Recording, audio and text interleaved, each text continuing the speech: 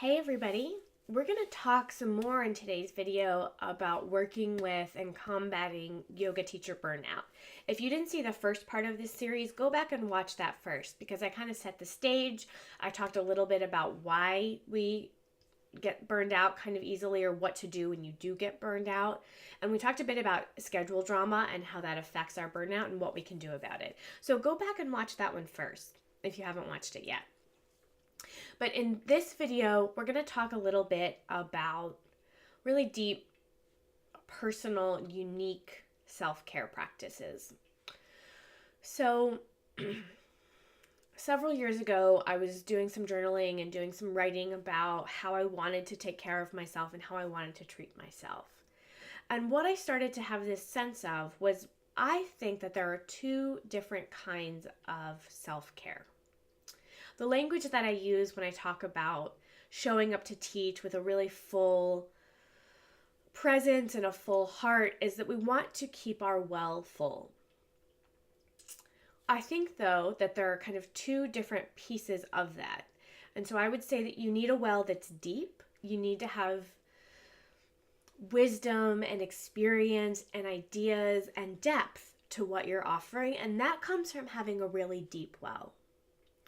And then you need that well to be full. And so that comes from filling the well. So showing up and feeling really cared for yourself so that you're able to really deeply care for your students comes from both having a deep well and one that's full. What that means is I think there are two kinds of self-care practices. There are practices that dig the well, and then there are practices that fill it up. So I would define well digging as any activity that you find inspiring and interesting and that kind of gets you excited. Education, mentoring, studying, for me are all things that really help me feel like my well is digging deeper and deeper. As I started, this was when I was in Thailand, so it was 2014. I was doing some writing and some journaling about some of this. I realized that I was only engaging in self-care practices and in things that I intended to deepen my teaching that were well digging. So I was doing a lot of intense study. I was doing a very intense mentorship. At that time in my life, my meditation practice really felt like a well digging activity and that it was really important and really useful and sometimes really challenging. And what I wasn't doing literally any of was well refilling practices. And so everybody defines for themselves what feels like a well digging practice and what feels like a well refilling practice. And it might change. Like at that time in my life, my meditation practice was a well digging practice. And now it's a well refilling practice. So this is something that's ever changing and ever evolving. But what I want you to do is right now, hit pause if you don't have your journal with you, grab your journal or some paper and write down, do some writing about what kind of practices feed your desire for learning and inspiration and help you dig your well right now. So again, that could be studying anatomy. That could be mentoring with a teacher who's going to push you a little bit and give you some homework. It could be a meditation practice. It might not be. Maybe it's a challenging asana practice. Maybe it's strength training. Whatever feels like inspiring and interesting and also takes a lot out of you. Those are your well-digging self-care practices. And then so that's one column. And then the other column are the well-refilling practices. And so those are practices that help you rest and restore and nourish and really refill your well. So for me, these are making sure to get enough sleep, time with girlfriends, restorative yoga practice. My morning practice and meditation practice definitely fall in this category for me now, although they didn't used to. So think about the things that make you feel really nourished and well taken care of and well rested. So as I said, when I was discovering what I feel like is this difference between the two different kinds of self-care, I realized I was only doing things that dug my well. I was having a really hard year personally. I put myself in a lot of very challenging teaching situations. It was really all good for me, and I was so empty and depleted. My well that year in particular got dug really deep, and it was totally dry and empty. And so as I healed from 2014, 2013, 2014 were both these very challenging personal years for me, I actually paused a lot of the well digging activities that I was doing, and I focused entirely on well refilling. So I did everything in my power to get more sleep, to eat really nourishing, simple food, to make more space and time just for quiet and for rest, and absolutely for connecting with the friends and family that made me feel taken care of and nourished to spend time with. So again, what I want you to do is assess for you right now what kinds of practices help dig your well and inspire you and challenge you, and what kind of practices nourish and restore you, and then make a note of what you're doing more of. Some people may be a lot better at doing the kind of practices that refill their well, and so you might find yourself feeling a little uninspired or a little unexcited about what you're teaching, and then it may be time to dig the well a little bit. So that's the starting point. There's well digging and well refilling, and there needs to be a balance most of the time in those two activities. Although you may find yourself sometimes, like I did, so dry and so depleted that I didn't need any more well digging for the moment, and I needed all well refilling.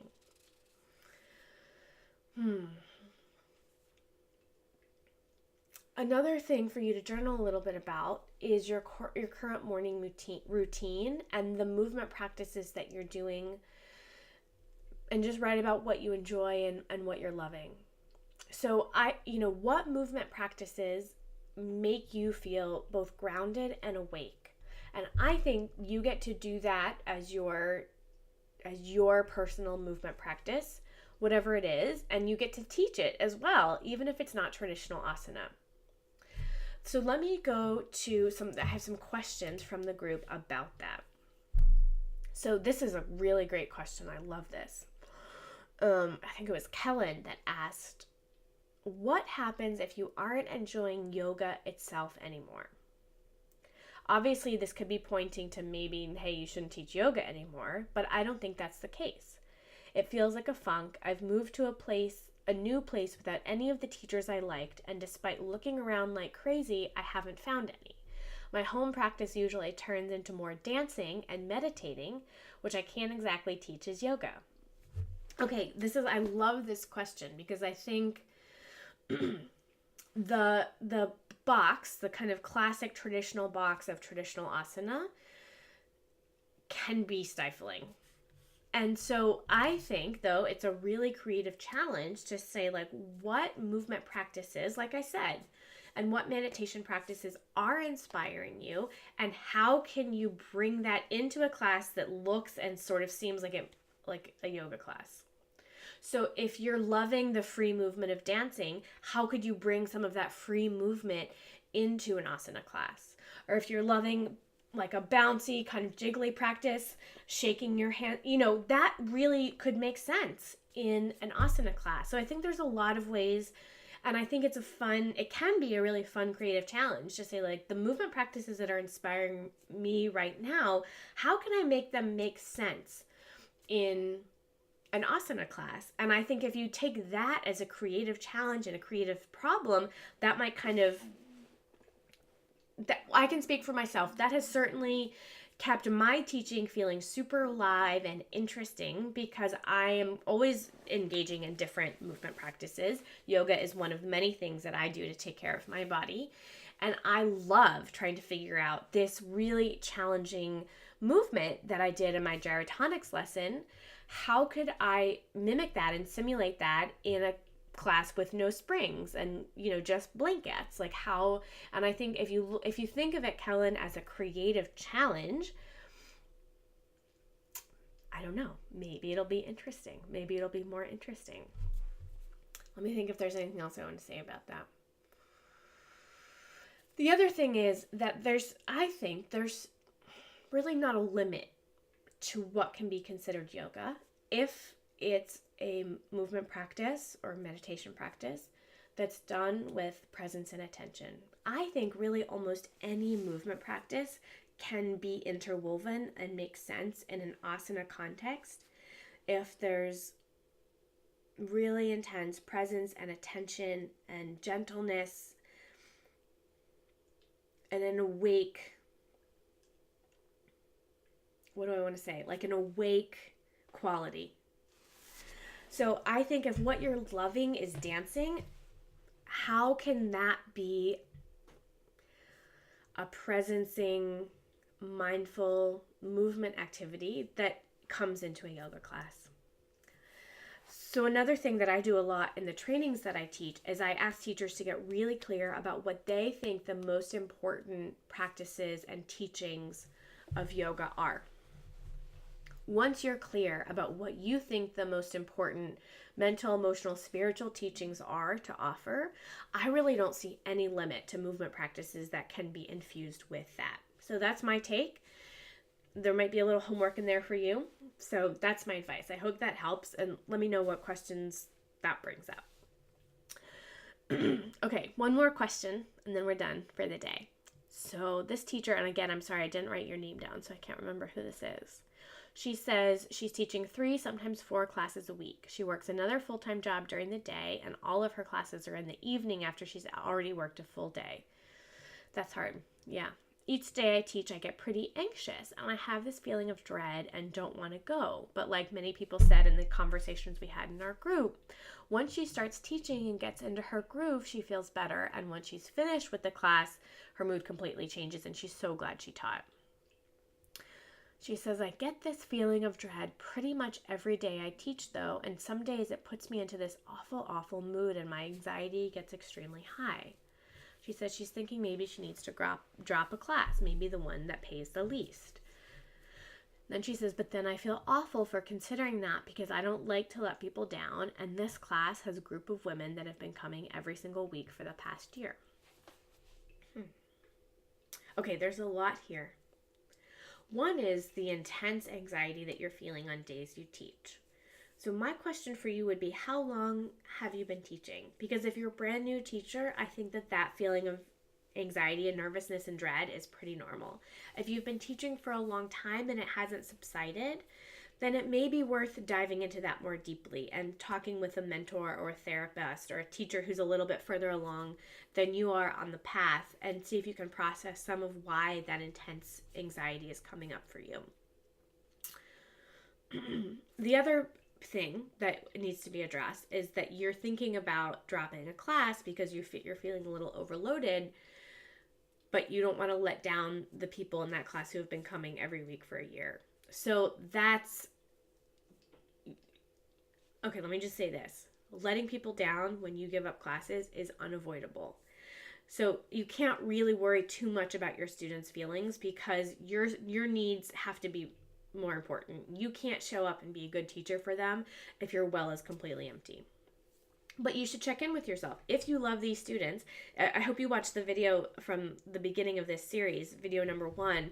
I give a whole list of things that you should think about when you're thinking about giving up a class. And if you love the students and you love what you get to teach and it's really challenging for you to teach, it may be worth it for you to keep that. So you shouldn't keep it for your students necessarily, but you should keep it for yourself if you love teaching them. So you have to figure out if this is a scheduling issue and you've just taken on too much and you need to pull back, or if there's something about your teaching that's like bringing up a lot of anxiety for you and can then be worked through. So I wouldn't necessarily drop the class for sure, but you also shouldn't keep it because you feel bad about letting the students down, because you have to take care of yourself first. If you're doing something that really depletes you in thinking that it's in service to your students, I don't think it really works like that. I think like we can't really help people if we're completely drained and a hot mess ourselves. So you have to be your first priority. So don't keep the class because you don't want to let your students down, but maybe do keep the class because you love your students. I hope that makes sense. Let me know if you have any other questions and what else is coming up for you. And stay tuned. I'm really hoping to teach this Combating Burnout workshop in person this summer. So stay tuned for information about that. But let me know what other questions you have and we can keep this conversation rolling. Okay, guys, that's all for now. Bye.